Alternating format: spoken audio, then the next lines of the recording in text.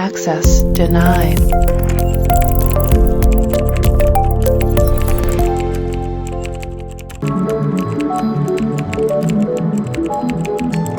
Access granted.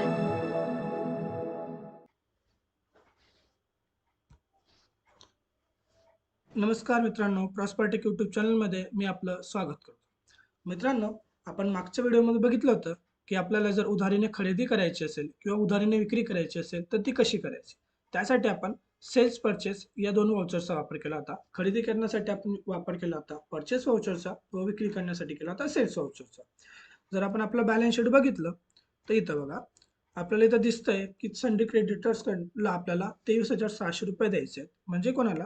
तर ABC private लिमिटेडला, व आपल्याला घ्यायचे आहेत XYZ कंपनीकडे. मग आपल्याला याच्यासाठी गरज पडेल ती म्हणजे पेमेंट आणि रिसिप्ट वाउचरची.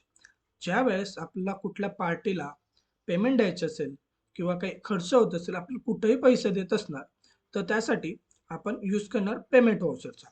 व ज्या वेळेस आपल्याला पैसे मिळत असतील, आपल्याकडे पैसे येत असतील, त्यावेळेस आपण यूज करणार रिसिप्ट वाउचरचा. मग आता आपल्याला काय करायचं आहे, समजा आपण आधी काय करू, हे XYZ कंपनीकडनं आपल्याला घ्यायचे आहेत 11,151 रुपये. मग आपण आधी हे पैसे घेऊन घेऊ आणि त्याच्यातनं बाकी रक्कम आपण एबीसी प्रायव्हेट लिमिटेडला देऊन देऊ. कारण की आता आपल्याकडे बघितलं तर आपल्याकडे कॅश इन हँड काहीच नाही. मग आपण आधी उधारीची वसुली करणार. मग त्यासाठी आपण करणार व्हाउचर्समध्ये द्यायचं. ज्यावेळेस आपल्याला पैसे येत आहेत म्हणजे आपण यूज करणार रिसिप्ट वाउचरचा. इकडे आल्यानंतर रिसिप्ट वाउचर सिलेक्ट करण्यासाठी आपण क्लिक करणार रिसिप्ट वाउचरला. रिसिप्टला सिलेक्ट केल्यानंतर हे बघा, इथं दिसतंय रिसिप्ट नंबर 2. जो काही आपला व्हाउचर क्रमांक असेल तो आपल्याला इथं दिसेल. आता आपल्याला पैसे येत आहेत, पैसे आपण घेतोय. आपण पैसे कसे घेतोय? आपण कॅशमध्ये घेतोय की बँकमध्ये घेतोय? मग समजा आपल्याला पेमेंट येत आहे कॅशमध्ये, आपण इथं सिलेक्ट करणार कॅश व्हाउचर, एंटर. कोण देत आहे आपल्याला पेमेंट? तर आपण घेतोय पेमेंट XYZ कंपनीकडनं. का बरं? तर आपण यांना काही माल सेल केला होता, त्याच्या बदल्यात आपण त्यांच्याकडनं आपल्याला पेमेंट घ्यायचं आहे. म्हणून आपण इथं घेतलं XYZ. किती रुपये? तर आपलं बघा, करंट बॅलन्स आहे 11,151 रुपये आपल्याला त्यांच्याकडनं घ्यायचे आहेत. समजा त्यांनी आपल्याला 11,151 रुपये पूर्ण दिले, 11,151 रुपये, एंटर केलं.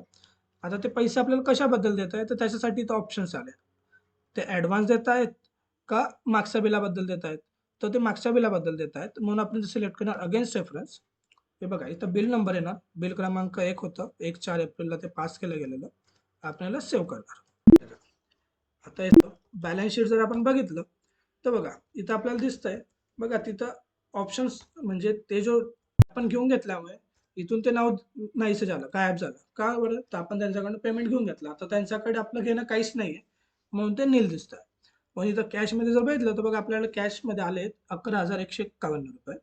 तर समजा आपल्याला काय करायचंय, आपण जसं पार्टीला दिलेल्या मालाबद्दल आपण त्यांच्याकडनं पैसे घेतले, तसं आपण पण परचेस केलं होतं, ते म्हणजे एबीसी प्रायव्हेट लिमिटेडकडनं. आपल्याला आता काय करायचं, एबीसी प्रायव्हेट लिमिटेडला पैसे द्यायचे आहेत. आपल्याला टोटल किती पैसे द्यायचे आहेत त्यांना? आपल्याला टोटल अमाऊंट द्यायची आहे, रक्कम द्यायची आहे त्यांना 23,600 रुपये.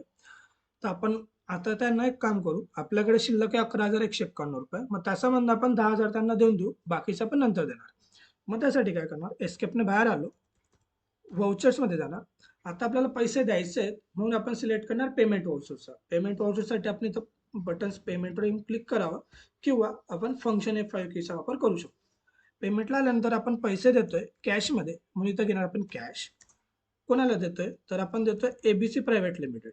ABC private limited, enter. किती द्यायचे आपल्याला टोटल त्यांना? 23,600 रुपये.